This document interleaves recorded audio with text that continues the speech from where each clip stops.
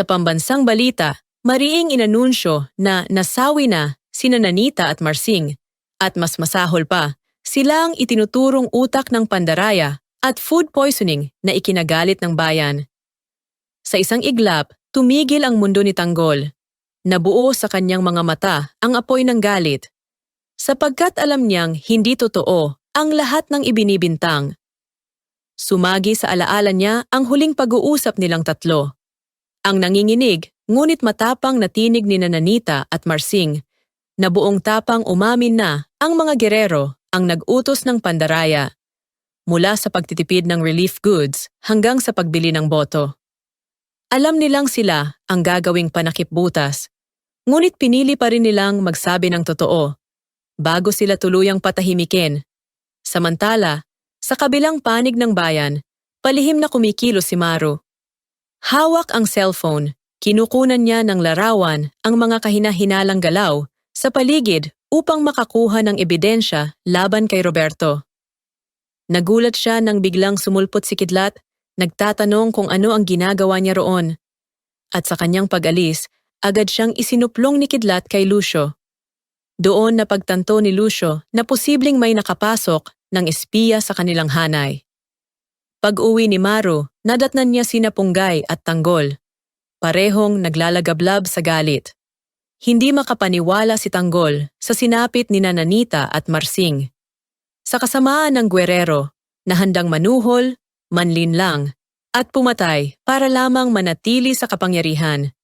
Doon, inilahad ni Maru ang hawak niyang ebidensya. May kinuha akong mga litrato, sapat para buksan ang natatagong kasinungalingan. Hinugot niya ang cellphone at inihanda ang mga larawan, ngunit bago pa niya ito maipakita, isang malakas na sigaw mula sa labas ang umalingaw-ngaw. Si Lucio. Kasunod ay sunod-sunod na putok. Niyanig ng bala ang buong bahay, nagkagulo. Mabilis na inihagis ni Punggay ang baril kay Tanggol para makaganti ng putok. Ngunit sa gitna ng kaguluhan, nadaplisan si Linda. Bumagsak siya, duguan. Napasigaw si Punggay, hindi matanggap, hindi makagalaw sa sakit ng nakita. Sumagot ng putok si Tanggol upang mailigtas ang lahat.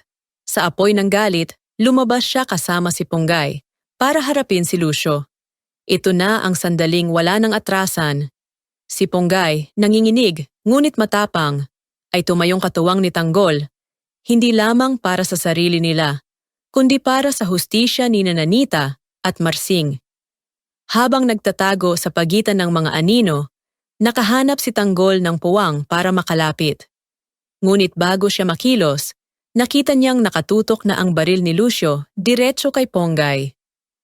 Napasigaw si Tanggol, isang paalalang maaring iyon na ang huling segundo para sa buhay halos humihikbi ang himig. Ang pagkamatay ni Nanita at Marsing ay hindi lamang trahedya, kundi pintuan patungo sa mas malalim na kabulukan ng mga gwerero.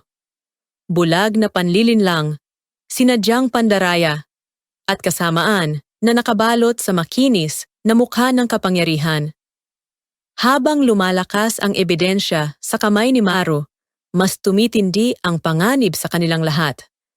Lahat ng humahawak ng katotohanan, isa-isang pinapatahimik. Sa gitna ng putukan, luha at dugo, tumitibay ang paninindigan ni Tanggol at Punggay. Kahit kapalit ay sariling buhay, handa nilang ipaglaban ang hustisyang matagal nang ninakaw sa kanila. Ngayon, hanggang saan ang kayang isugal nila para maipaglaban ang katotohanan? At sino pa ang matitira sa gitna ng giyerang ito? Ibahagi ang inyong saloobin sa comments. At huwag kalimutang mag-subscribe para hindi ninyo ma-miss ang susunod na pagsabog ng katotohanan.